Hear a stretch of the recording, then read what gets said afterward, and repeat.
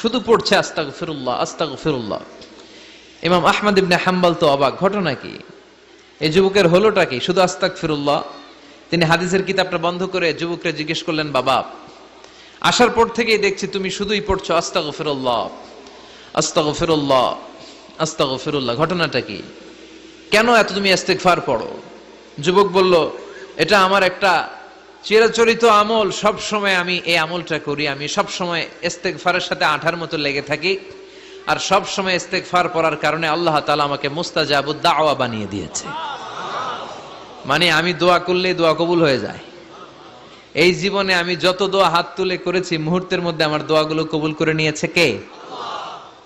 শুনে তো ইমাম আহমদ ইবনে হাম্বল অবাক, বলে কি, আনতা মুস্তাজাবুদ দাওয়া, তুমি মুস্তাজাবুদ দাওয়া, তুমি দোয়া করলেই কবুল?